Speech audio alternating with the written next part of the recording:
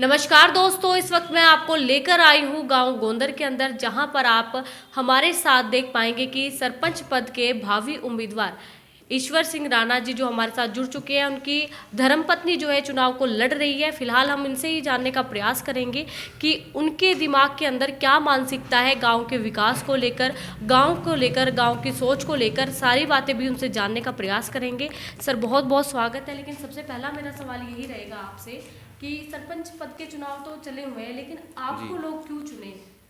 जी सोनम जी, सबसे पहले मैं आपके चैनल का धन्यवाद देना चाहता हूं, जो आप इतना दूर से आए और एक कवरेज करने के लिए। जो गांव की सोच है, जो मेरी सोच है, जो मैं बदलना चाहता हूं, जो विकास के बारे में मैं जनता तक अपनी आवाज़ पहुंचाना चाहता हूं आपके माध्यम से, आपका तहे दिल से बहुत बहुत धन्यवाद। उसके बाद मैं सभी गोंदर ग्राम वासियों को, बुजुर्गों, माता बहनों, युवा साथियों को तहे दिल से नमस्कार करना चाहता हूँ। और जो आपका इतना सपोर्ट मिला है और जो एक आशीर्वाद मिला है, तो एक वो आशीर्वाद एक वोट के रूप में बदल जाए तो इस गाँव की तस्वीर और तकदीर बदलने से कोई नहीं रोक सकता। और सबसे वही बात, जनता मेरे को क्यों चुने। देखो, गोंदा गांव से अभी 5 कैंडिडेट अभी चुनाव मैदान में हैं। देखो, सबसे पहले तो शिक्षा। अगर जब तक किसी को ज्ञान नहीं होगा किसी के बारे में, एक साइकिल को पंचर लगाने से लेके एक फ्लाइट, एक प्लेन बनाने तक का जब तक ज्ञान और नहीं होगा, नॉलेज नहीं होगा, तब तक कुछ नहीं कर सकता। एक आदमी को आप 1 करोड़ रुपया दे दीजिए, अगर उसको यूटिलाइज करना नहीं आता, उसको एक खर्च करना नहीं आता, तो तब तक कुछ फायदा नहीं है। आपको चुनिए, अमीरों के बच्चे गरीब होते देखे हैं, गरीबों के बच्चे अमीर होते देखे हैं, क्योंकि सोच का फर्क है। सब कुछ पैसे से कुछ नहीं। पैसा सोच के साथ आ भी सकता है, पैसा सोच सही न होने कारण जा भी सकता है। तो शिक्षा का होना बहुत जरूरी है। आज अपने घर में हम लोग सब पढ़े लिखे चाहिए, लड़का लड़की बहू सब कुछ पढ़े लिखने चाहिए। लेकिन जो गांव का सरपंच है उसके बारे में कोई नहीं सोचता पढ़ लिखा है या नहीं, क्योंकि गांव हमारा नहीं है, देश हमारा नहीं है। तो जिसको हम लोग सरपंच बनाने जा रहे हैं, क्या उसको हम लोग 1 महीने के लिए, 10 दिन के लिए अपना घर दे सकते हैं? क्या कैसा है बंदा, उसका कैरेक्टर कैसा है, वो ईमानदार है नहीं है, वो कैसा उसका व्यवहार है, जो जनता का पैसा लेता है वापस नहीं देता, कैसे लोग बनने चाहिए। तो वही हमारे वापस टॉपिक पे आते हैं। तो जिसको हम लोग अपना, जैसे हम लोग अपना घर में अपना माहौल चाहिए अपने घर की, जिसको हम लोग चौधर नहीं दे सकते, तो उसको गांव की चौधर क्यों दें? क्योंकि गांव भी हमारा है, देश भी हमारा है। और दूसरी बात, अभी मेरे को सरपंच क्यों चुने? देखो, अभी जैसे जो कानून आया था, सभी बैंकों से अपने को नो ड्यूज चाहिए, किसी बैंक से आदमी डिफाल्टर नहीं होना चाहिए।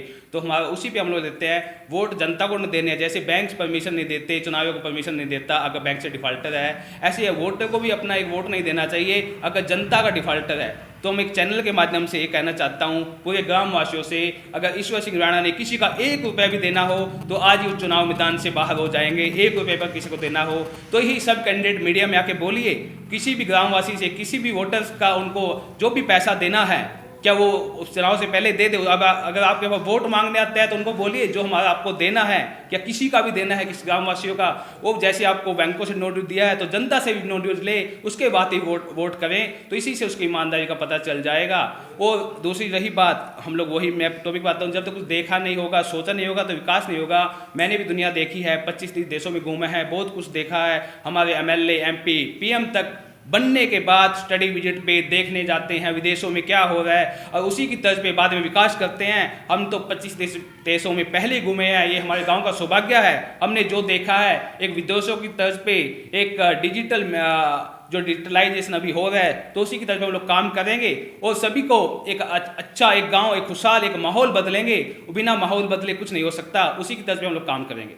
तो विकास क्या क्या कार्य होने वाले हैं अगर आप सरपंच बन जाते हैं? जी, देखिए, हमारा सबसे पहला मुद्दा है स्वास्थ्य सुरक्षा, शिक्षा और रोजगार। स्वास्थ्य पे हम लोग काम करेंगे। हम लोग जैसे पहले भी बोला है, जो भी हमारे पहले इंटरव्यूज हुए हैं, पहले बोला है, हम लोग एक गांव में 24 एम्बुलेंस रहेगी, गांव में 24 डॉक्टर की सुविधा रहेगी, एक कॉल सेंटर होगा। अगर रात को 2-3 बजे किसी टाइम में किसी भी ग्रामवासी को कुछ भी प्रॉब्लम है, कॉल सेंटर में घंटी बजा सकता है, उसको गाड़ी ड्राइवर सब मिलेगा। दूसरी भी कोई समस्या है, लड़ाई झगड़ा कुछ भी समस्या है, उसको 24/7 कहीं जाने की जरूरत नहीं है, उसके दरवाजे पे उसको सब सुविधाएं मिलेगी। उसको एक जो भी उसकी प्रॉब्लम है, उसको बिना पैसा खर्च किए, गरीब आदमी है, पैसा भी नहीं दे सकता हॉस्पिटल जाने का, तो उसको कोई भी समस्या नहीं होगी। सबसे पहले वो है स्वास्थ्य के बारे में सबसे पहले सोचना पड़ेगा। उसके बावजूद रहा शिक्षा, जैसे लड़कियों के लिए हमारे पास कॉलेज नहीं है, टेक्निकल कॉलेज नहीं है, हमारी बहन बेटियां बाहर जाती हैं। 10+2 के बाद कम से कम 50% लड़कियां स्कूल छोड़ देती हैं, आगे पढ़ाई नहीं कर सकती।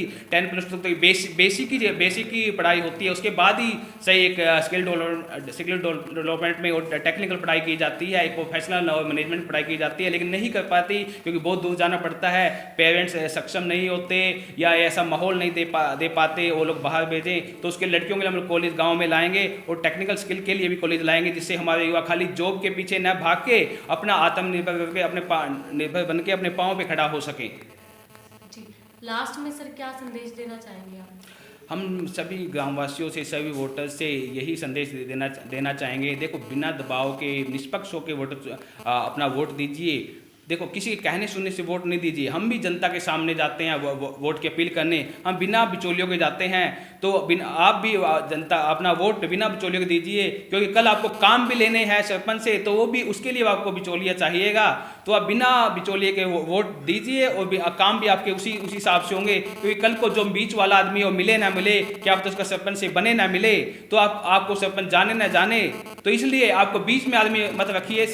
सीधा सरपंच से डायरेक्ट डील कीजिए और डायरेक्ट वोट दीजिए, न कि किसी के कहने सुनने से। और जो भी 5 कैंडिडेट खड़े हैं गोंद गांव से, उन 5 के बारे में आपको एक नॉलेज होना चाहिए, पता होना चाहिए कौन कितना पढ़ा है, कौन ईमानदार है, जो सरपंच पद के लिए योग्यताएं चाहिए, जो एक आम इंसान में योग्यताएं होनी चाहिए, वो सब है उसमें या नहीं है। पंच सरपंच तो बाद में, क्या वो एक इंसान है, इंसानियत है उसमें? तो किसी भी पद पे जाने से पहले हम लोग इंसान होना तो जरूरी है, तो उसके बारे में पता होना चाहिए, ना कि किसी के काली कहने सुनने से बिना दबाव के। जब हम लोग अपना जो भी 12,000 जो भी 11,000 वोटर्स हैं इस गांव के, जब अपनी खुद की विल विशेष से खुद अपना डिसीजन लेंगे, उसके हिसाब से कैंडिडेट चुनेंगे, तब इस गांव की तस्वीर और तकदीर बदलने से कोई नहीं रोक सकता। देखो, कैंडिडेट तो अनपढ़ भी हो सकता है, कोई भी हो सकता है, किसी भी हिसाब हो सकता है कैंडिडेट, किसी भी कम पढ़ा लिखा भी हो सकता है, लेकिन सरपंच जो आपको चुनना है वो पढ़ा लिखा ही होना चाहिए, तभी जाके विकास होएगा। ये हम लोग जनता से अपील करते हैं। जय हिंद, जय भारत।